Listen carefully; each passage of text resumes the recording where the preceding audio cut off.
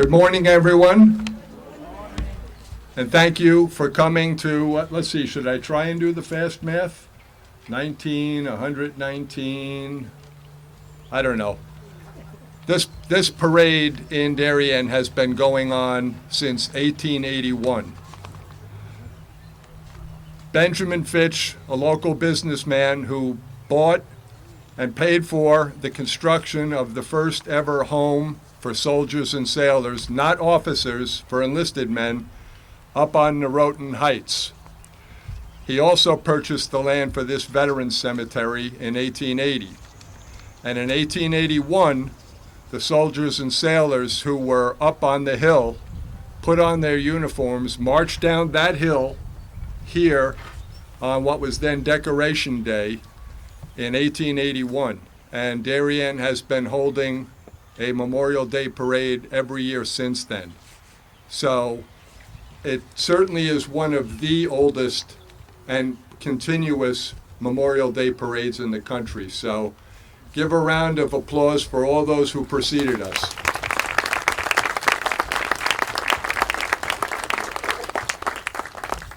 So on behalf of Darien's Board of Selectmen and our Monuments and Ceremonies Commission, thanks again for coming here today. I'm going to open the program by calling upon Rabbi Shira Sklar, Senior Rabbi at Temple Shalom in Norwalk, to open up our ceremony with an invocation. Rabbi Sklar. Good morning, everyone. I'm honored to be with you on this beautiful, sacred, and solemn day as we honor the brave men and women of this community who sacrificed their lives for our country. We reflect with reverence and deep gratitude on their courage, commitment, and on the enduring values that support and sustain our nation.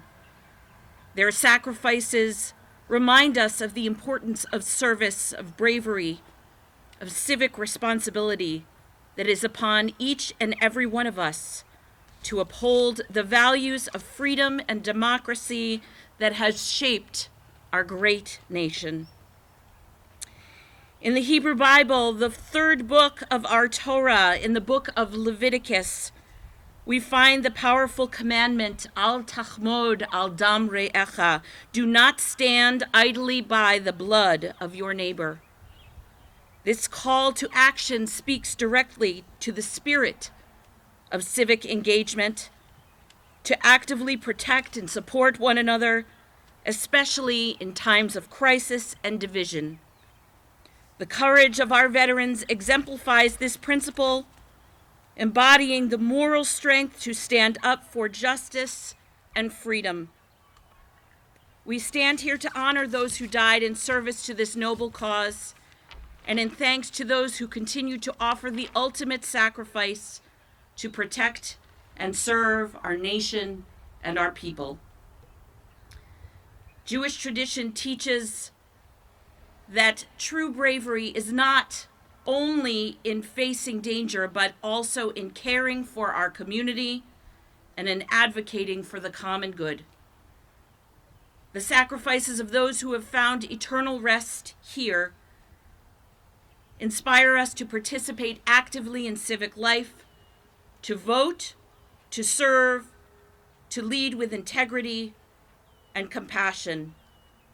And so today we honor their legacy by pledging ourselves to the ideals that they upheld, courage, and the pursuit of a more just, compassionate, and peaceful society. Let their example remind us that each of us has a role to play in safeguarding these values that make our country and our communities strong. May the spirits of our fallen heroes find peace, and may we honor their memory by dedicating ourselves anew to service, to justice, and to the pursuit of unity. Zichrono livracha, may their memories forever serve as a blessing.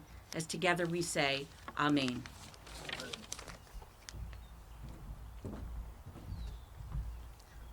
Thank you, Rabbi Sklar.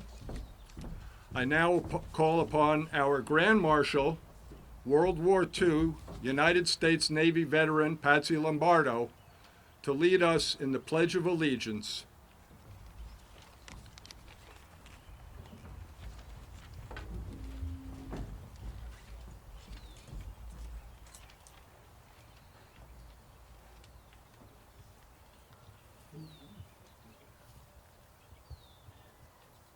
Pledge allegiance to the flag of the United States of America and to the republic for which it stands, one nation, under God, indivisible, with justice for all.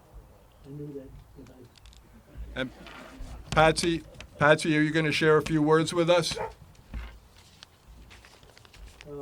yeah. First of all, I'd like to thank the commission, the Monuments and Ceremonies Commission, for giving me the opportunity to be here. I was a little apprehensive at the beginning, but I think I can handle the job. And but I do want to say, we don't know why we're here. We're going to honor all those who have given themselves in all of our words, from our Revolutionary War right down to present time.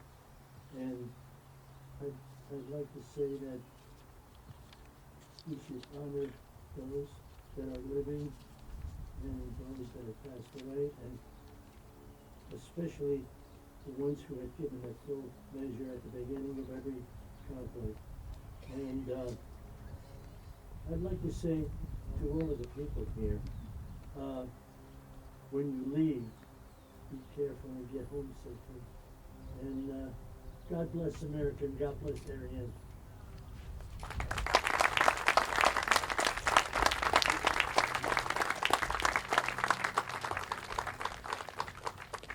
Thank you, Patsy.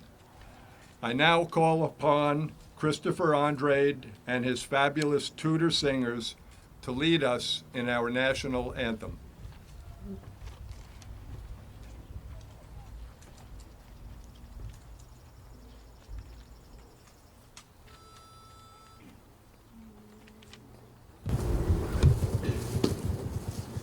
Oh, say can you see by the dawn's early light what so proudly we hailed at the twilight's last gleaming, whose broad stripes and bright stars through the perilous fight o'er the ramparts we watched were so gallantly streaming, and the rockets' red glare, the bombs bursting in air, gave proof through the night that our flag was still there. Oh, say does that star-spangled banner yet wave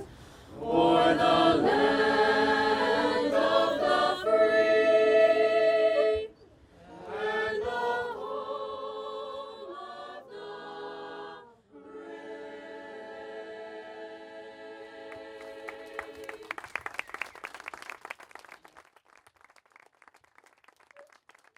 Aren't they fabulous?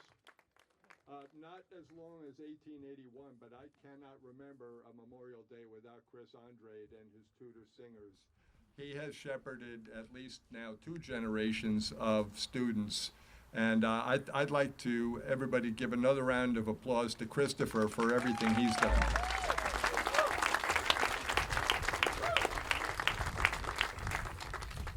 So in addition to Christopher, many other hands have been at work making this day possible.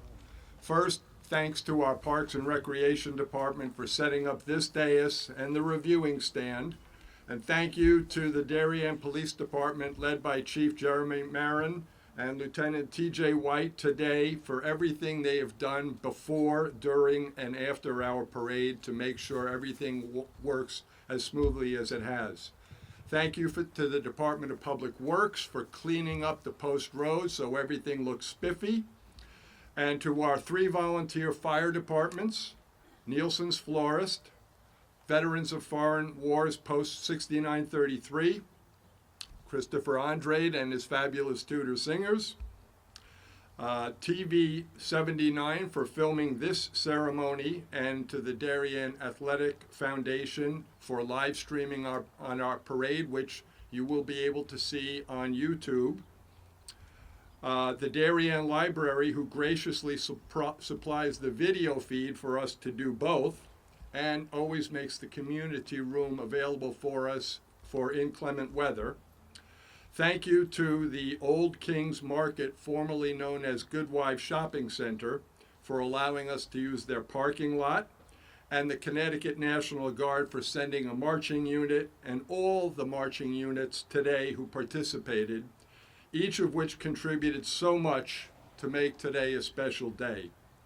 I'd especially like to thank our town's executive secretaries, and I know I have the backing of everybody on the Board of Selectmen for this, because Linda O'Leary and Karen Dunn, they are the grease that make all the wheels in this town turn. So thank you to everybody.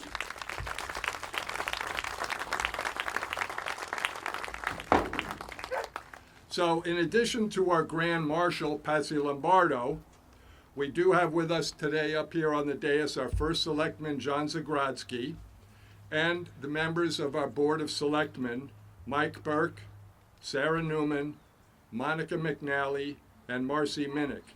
And is Sarah? Sarah's here, right? Okay.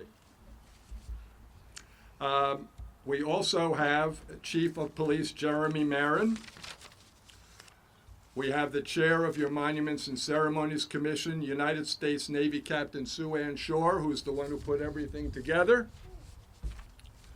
VFW, we have Lenny and Larry Hunter here and several other members, but their knees don't permit them to come up on the stage anymore. We have the Norotan Heights Lieutenant Jillian Reardon, and we have Scouting America Troop 35 leader Craig Shore. We also have Rabbi Sklar, who you've just heard, and our keynote speaker, former Selectman Jamie Stevenson.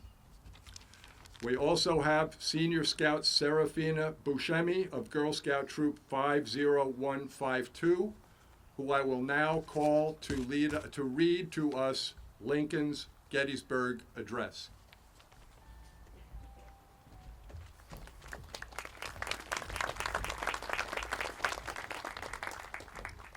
Fourscore and 7 years ago, our fathers brought forth on this continent a new nation, conceived in liberty and dedicated to the proposition that all men are created equal. We are now engaged in a great civil war, testing whether that nation, or any nation so conceived and so dedicated, can long endure. We are met on a great battlefield of that war. We have come to dedicate a portion of that field as a final resting place for those who gave their lives that that nation might live. It is altogether fitting and proper that we should do this. But in a larger sense, we cannot dedicate, we cannot consecrate, we cannot hallow this ground. The brave men, living and dead, who struggled here have consecrated it, far above our poor power to add or detract. The world will note nor long remember what we say here, but it can never forget what they did here. It is for us, the living, rather to be dedicated here to the unfinished work which they who fought here have thus far so nobly advanced. It is rather for us to be here dedicated to the great task remaining before us, that from these honored dead we take increased devotion to that cause for which they gave their last full measure of devotion. That we here highly resolve that these dead shall not have died in vain, that this nation, under God, shall have a new birth of freedom, and that the government of the people, by the people, for the people, shall not perish from the earth. Thank you.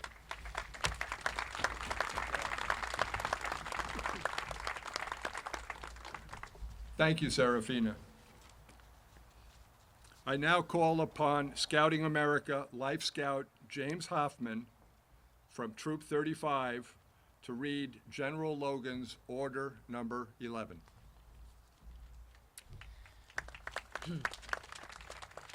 The 30th day of May, 1868, is designated for the purpose of strewing with flowers or otherwise decorating the graves of comrades who died in defense of their country during the late rebellion, and whose bodies now lie in almost every city, village, and hamlet churchyard in the land.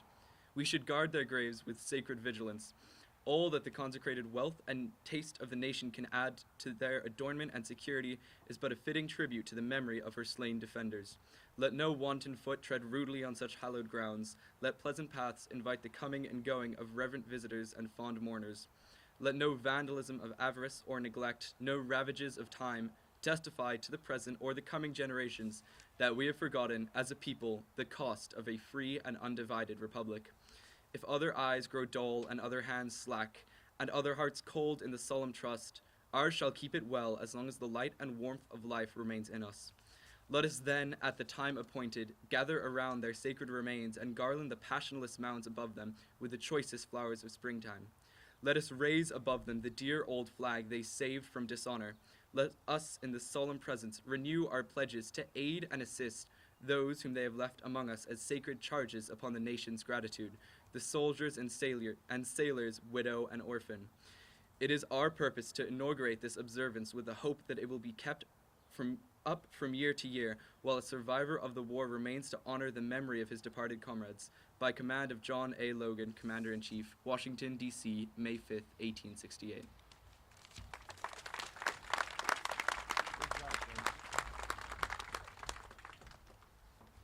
So we also have a special guest with us today, someone who was not sent down here as part of his responsibilities, but someone who came here today because he felt impelled to be here. And I want to introduce Joe Daneo, who is the Deputy Commissioner of the Department of Veterans Affairs for the state of Connecticut. And Joe shared with me that he came down here because he just felt he had to be here. So I'm just going to ask Joe to step to the microphone and share a few thoughts with us. Joe?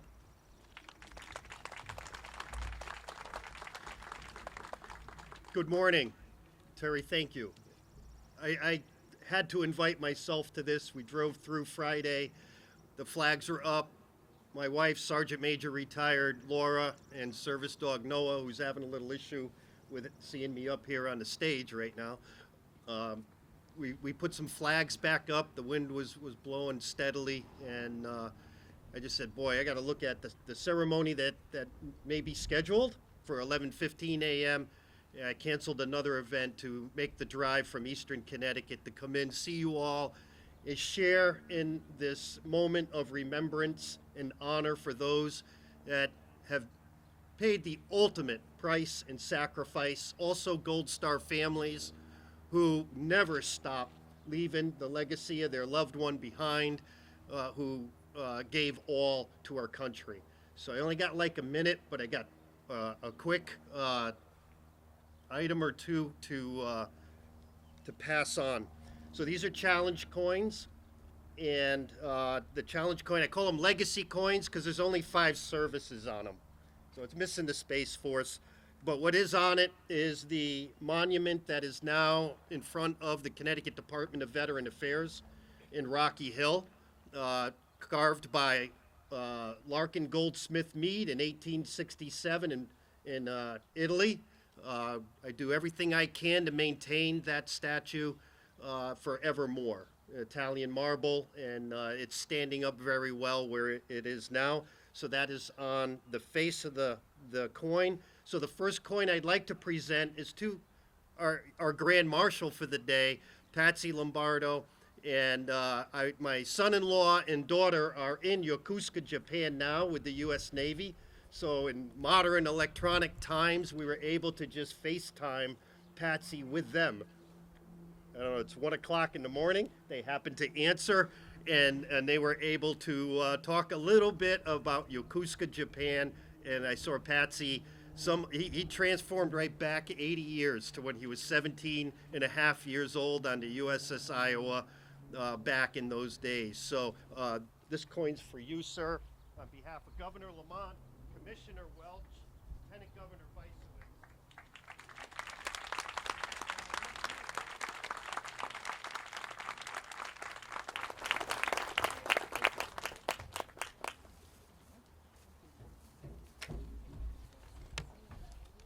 And to you, sir, if I get it right, konnichiwa, arigato gozaimasu. Did I get it? Second coin to Terry, talking a little bit about the history here. I'm glad that somebody's here protecting it. I talk all the time about the history. It is the first and longest continuously operated state veterans home in the United States, the Connecticut Department of Veteran Affairs. July 4th, 1864. California's close. I think it's August of 1864. It all started here. Terry, please keep that legacy going. Thank you. And to close, as far as history is concerned, 2025 is a monumental year. If we look at the history going back 250 years with the start of the Revolutionary War, we advance 80 years to the surrender in Appomattox in 1865. Sir. Forward again 80 years to Patsy's term of service in 1945. 1945 also began Vietnam. I see at least one hat here, Welcome Home Vietnam Veterans. 1945, first Connecticut veteran KIA in Vietnam was Lieutenant Colonel Dewey. 1945. Doesn't make the wall of honor of 58,220 because the wall didn't start till November 1st of 55. 50 years ago, 1975, that war officially came to a close as Saigon became Ho Chi Minh City on April 30th. So those events remind us of the remembrance and honor that we must have for those who gave the ultimate price, sacrifice, least we forget. Thank you.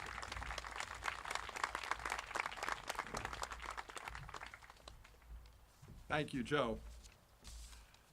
You know, Joe mentioned something, so I'm going to add something that's not in the program. Even though General Logan's order in 1867 started Memorial Day, he mentioned Appomattox. Lee surrendered at that courthouse at Appomattox on April 13th, 1865. 22 days later, the freed slaves of Charleston, South Carolina, put together a congregation to give a proper burial and commemoration service to the Union soldiers who were buried there. So that predated what was then Decoration Day. And as I've shared with Larry Hunter and several others, we still need to do a lot of catching up, but we're getting there.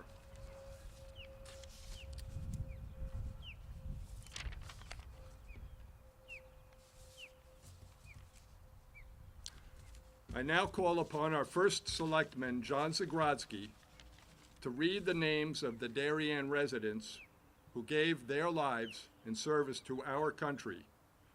John, Patsy, are you up to helping our first selectman out? He needs a lot of help. Or you can appoint a deputy. Your rank has privileges. All right, is Brandon, are you available, Brandon? Okay. We have Lieutenant Commander, U.S. Navy, Lieutenant Commander Brandon Holbrook will assist our first selectman. Your job is after each war, you read out the names of each war. After each war ends, three dice. Thank you, Terry. The Civil War, 1861 to 1865. Thank you. Carl Ackerman, James Bates, Louis Benedict, Joseph Bushy, Nathan Bixby, Charles Clock, Horace Curtis, Philip Fortune, Michael Harmon, Frederick Henderson, William Howe, William Howman, Edward Hoyt, Isaac Hoyt, Elias Johnson, George Jordan, Frank LaRoche, Samuel McGlue, John Mallon, William Northrup, Gabriel Platt, John Price, Franklin Schofield, Albert Seeley, Silas Slauson, Thomas Smith, Jacob Vincent, Joseph Voigt, Isaac Weed, Raymond Weed, Adolph Werner, James Whaley, George Wilmot.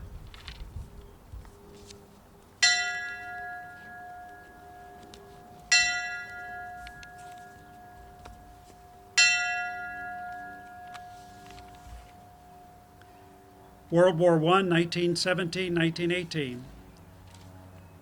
David Bispham, Lawrence Callahan, Martin Gill, Wilfred Lowndes, Myrta MacDonald, Edward Punzult, Ernest Sexton, George Stracka.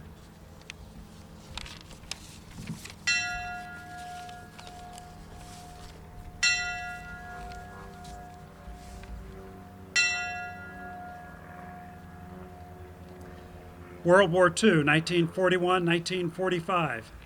Sanford Adams, Eric Allen, William Akrig, Elton Barrett, Orrin Boyce, James Butts, Joseph Chase, Peter Chester, Horace Cleveland, Louis Coteling, David Devlin, Anthony Freight, Donald Frothingham, Raymond Howe, Pasquale Improta, Lawrence Isbell, Thomas Jenkins, Jefferson Johnson, John Masterson, George Miller, Alan Morehouse, Arthur Nielsen, William O'Neill, Francis O'Toole, Otis Overton, Rosario Pullumberry,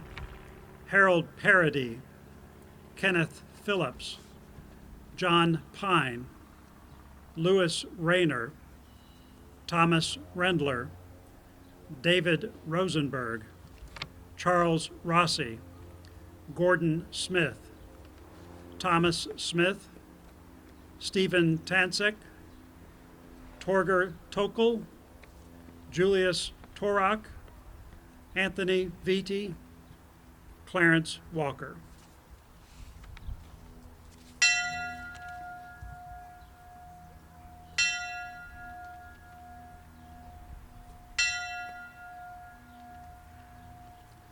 Korean War, 1950-1953.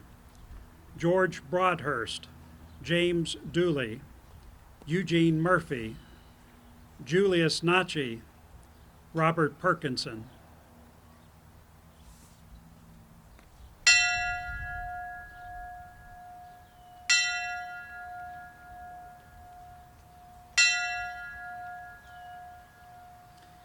And finally, Vietnam War, 1958-1975. Alan Dietrichson, John Giesen, James MacArthur, David Mixter, William Patience, John Sherman.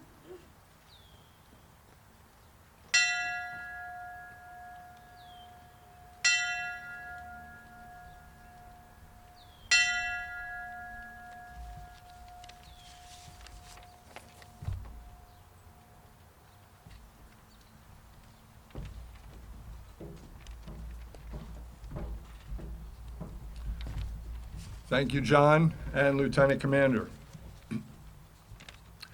I now call back Christopher Andrade and his fabulous Tudor singers to give us their rendition of America the Beautiful.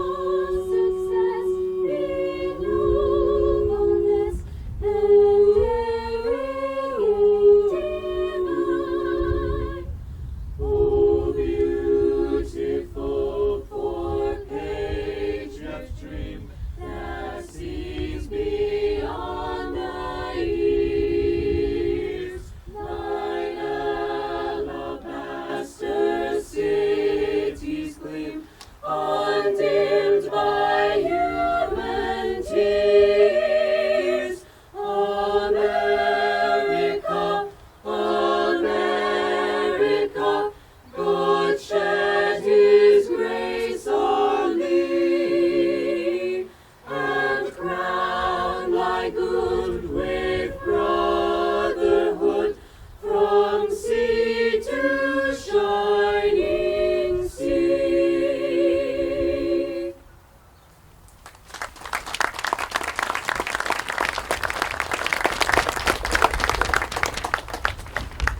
I wish I could sing like that.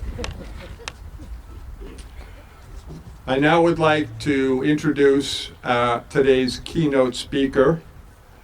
I think she probably needs no introduction, but she's getting one anyway.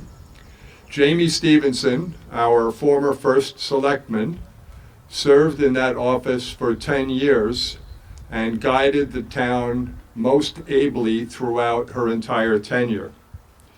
But in addition to that, Jamie and her husband John, who was born and raised here in Darien, by the way, they have raised their 5 children here in Darien, so they are about as Darien as you could possibly be. So without further ado, Jamie Stevenson, please.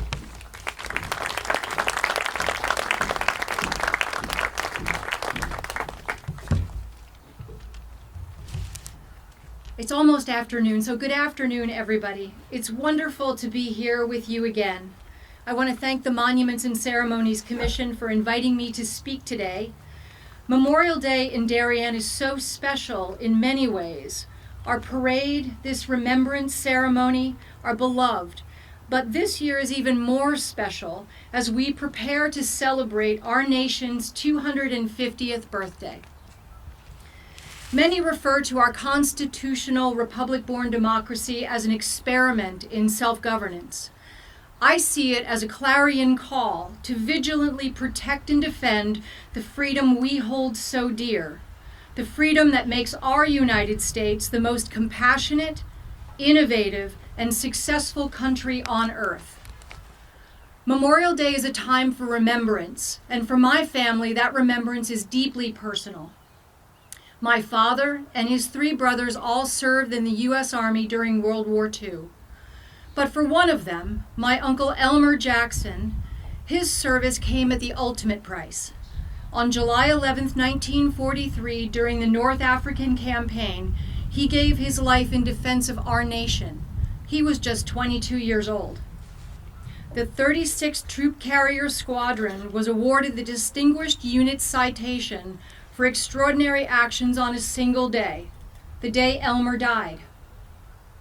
I'd like to believe that Elmer felt deeply the sentiment of Alexander Hamilton, that there is a certain enthusiasm in liberty that makes human nature rise above itself in acts of bravery and heroism. For decades, my family knew little about the circumstances of Elmer's death.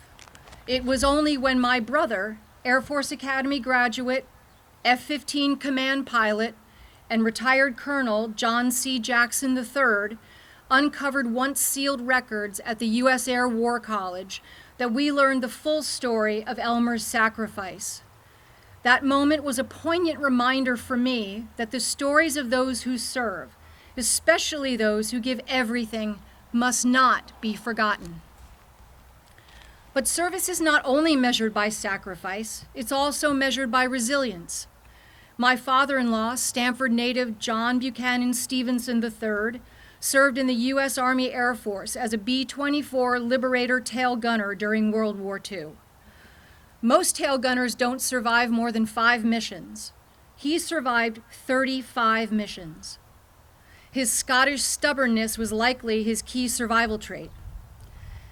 And in a beautiful Hallmark movie twist of fate, he later married Leopoldina Strawline, a German girl from Hamburg, proving that even after the fires of war, reconciliation and love can triumph. They're buried side by side just over there, under a tree they both loved. These stories, the sacrifices, the endurance, the humanity, are what make Memorial Day more than just a day of reflection. They remind us of why liberty is so precious and why those who defend it deserve our unwavering gratitude.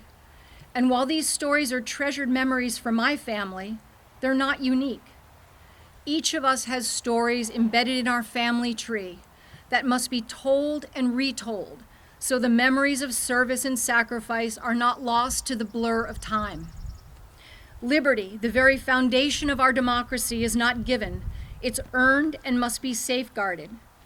Every flag we see waving today is a testament to the sacrifices of generations past who believed in the ideals of liberty, justice, and equality.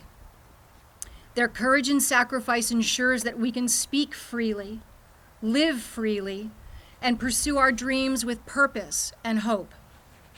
Thomas Paine, one of the great voices of the American Revolution, said it best: "Those who expect to reap the blessings of freedom must, like men, undergo the fatigues of supporting it." His words remind us that liberty is not just an inheritance, it is a sacred responsibility. And part of that responsibility is ensuring that the stories of those who have served, especially those who have made the ultimate sacrifice, live on. As Terry Gaffney reminds us each year, these heroes were more than the names etched in the stones before you or the ranks recorded in history. They were fathers, mothers, sons, daughters, our friends, people with dreams and convictions and unwavering bravery. It's up to us to pass down their stories, to tell our children and our grandchildren about the soldiers who fought not for glory, but for each other, to share the letters they wrote, the battles they endured, the selfless acts that defined their service. Because when we keep their memories alive, we ensure that their sacrifice was not in vain. It's our duty as beneficiaries of their sacrifice to honor their legacy not just today, but every day. We do this by living our lives worthy of their courage, by protecting the freedoms they fought for, and by ensuring that the future generations understand the cost of liberty. So as we go forward today, let us remember Memorial Day is not just a date on the calendar, but a solemn promise to never forget, to always appreciate, and to uphold the values that make our nation strong. May we always honor the memory of our fallen heroes, be willing in our own way to step up and protect the liberty they fought for, and to share their stories, ensuring they live on in the hearts and minds of all who follow. God bless our fallen heroes, our veterans, our police officers who protect us every day, and God bless America, the world's imperfect yet shining beacon of freedom. Thank you.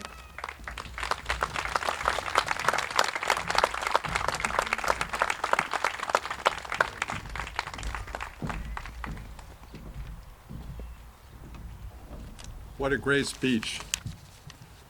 And you held it together. You know, both Commissioner Dineo and Jamie both touched upon not only those who gave the ultimate sacrifice, but the families they left behind. You know, very rarely do we talk about it, but many of us are Gold Star families, and nobody talks about it. So I want to read something to you that was written on July 14th, 1861, on the eve of the first Battle of Bull Run. Sullivan Ballou, then a 32-year-old Union major in the 2nd Rhode Island Infantry, wrote a letter to his wife, which in part read, "Sarah, my love for you is deathless, and yet my love of country comes over me like a strong wind and bears me irresistibly to the battlefield. Oh, Sarah, if the dead can come back to this earth and flit unseen around those they loved, I shall always be near you, in the gladdest days and in the darkest nights, always, always." And if there be a soft breeze upon your cheek, it shall be my breath. Or the cool air fans your throbbing temple, it shall be my spirit passing by. Sarah, do not mourn me dead. Think I am gone and wait for thee, for we shall meet again. Sullivan Ballou was killed that week at the First Battle of Bull Run, leaving behind his wife and 4 children. So let us not only remember those who paid the ultimate price and gave the ultimate sacrifice, let us also remember their families. May we never forget them.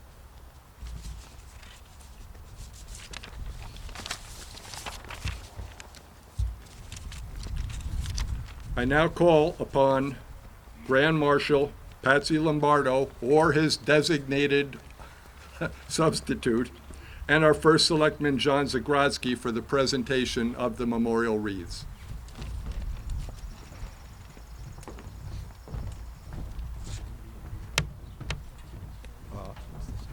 I'll call them out. Yeah. Oh, that's right, you're calling. No, you're actually down there doing the dirty work.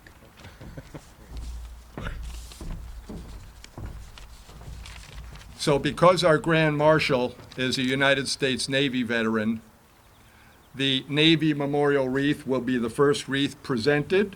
So I call upon United States Navy Captain Sue Ann Shore and Lieutenant Commander Brandon Holbrook to assist our first selectman. Oh, Brandon's getting ready. He's got other duties.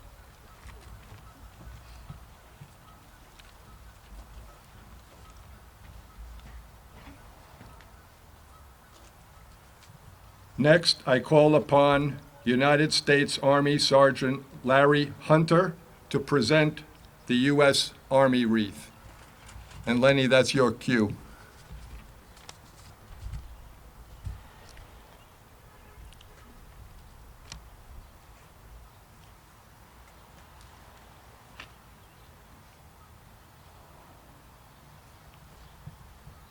I now call upon United States Marine Corps Bill Rashinsky, Marine, to present the United States Marine wreath.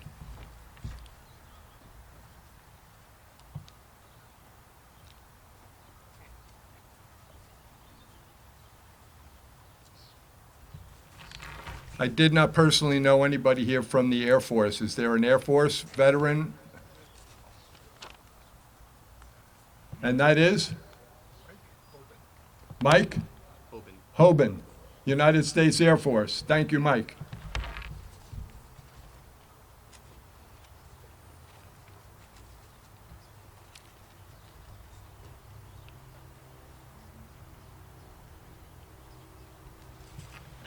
And I know every year I can count on George Paparis. I know you're here.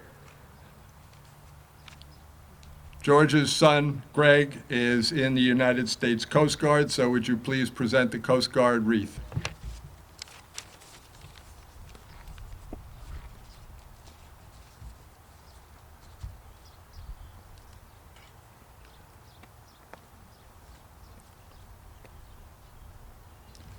And again, like the Air Force, I'm not personally acquainted with anybody who has a POW or MIA member in their family.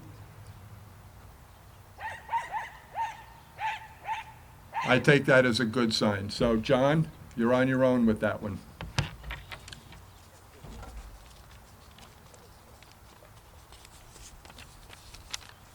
And again, is there anybody here who currently is or had been serving in the Merchant Marine? There we go, and that is? Dennis Kelly. Thank you, Dennis.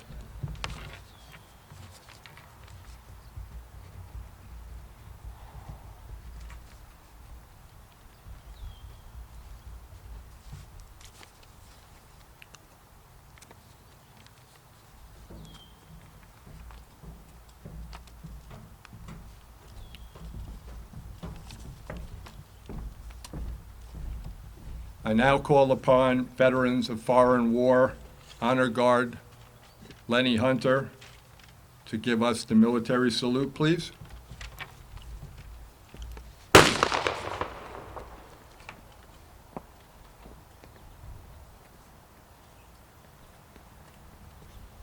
jammed.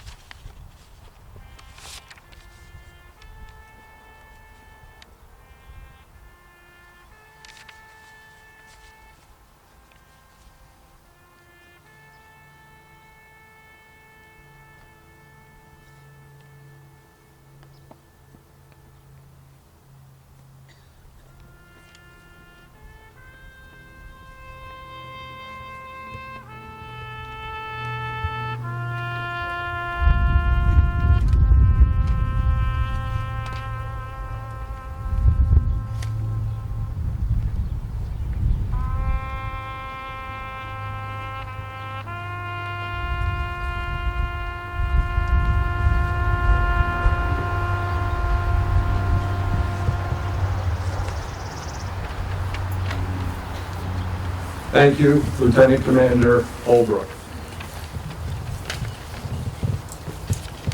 For many years before I came up here, Phil Kraft was the MC, I think for forever, right? Forever. And before the closing, he would always invoke this thought. It has often been said that a person dies twice. Once when they surrender their mortal remains, and a second time when their name is no longer said aloud. So on behalf of Phil, I ask you, before you leave this hallowed ground, go to a headstone, read the name, read the inscription aloud. Keep that person alive one more year. And before I call upon Scoutmaster Craig Shore to close our observance with a prayer of benediction, I'd like to remind everyone, you need not be a member of the VFW to come to the VFW Hall on Norotan Avenue next to Norotan Heights Fire Department, where the hot dogs and hamburgers will be served and the bar remains open. Parking is available behind the firehouse adjacent to McGuan Field. Thank you, one and all, for taking time away from the barbecue, the beach, the firehouse, or the food fair to attend our service here today. And I now call upon Scoutmaster Craig Shore for our final prayer of benediction.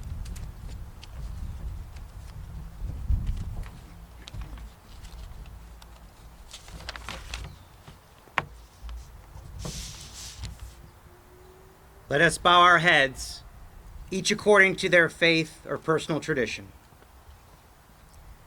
Gracious and eternal God, on this Memorial Day weekend, we remember and give thanks for those who have given their lives in the service of our country.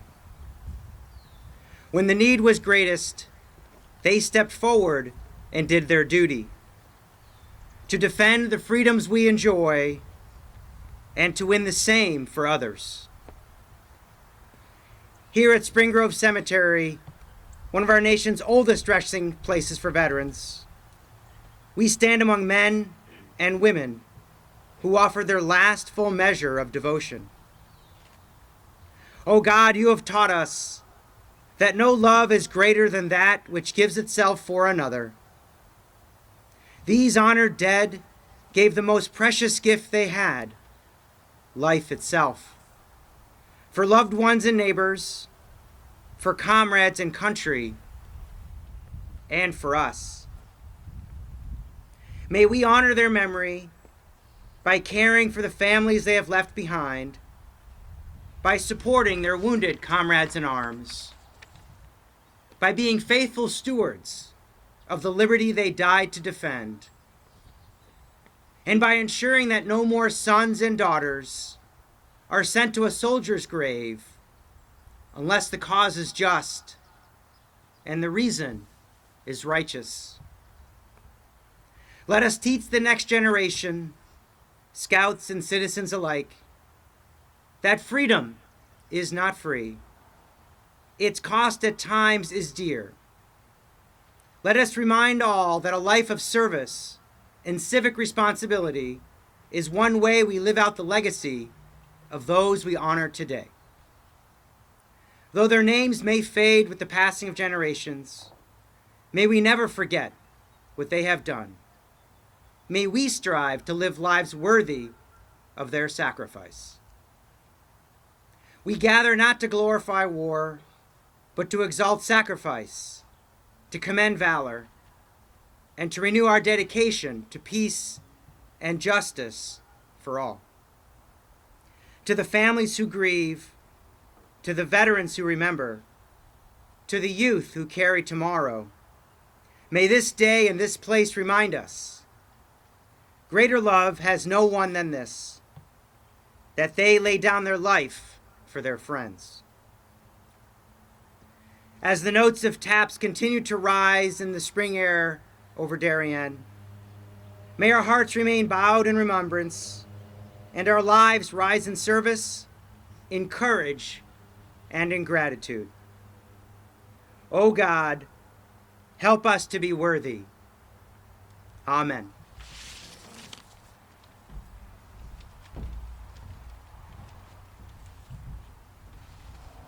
Thank you, Craig. And that concludes our ceremony today. Again, thank you all for participating.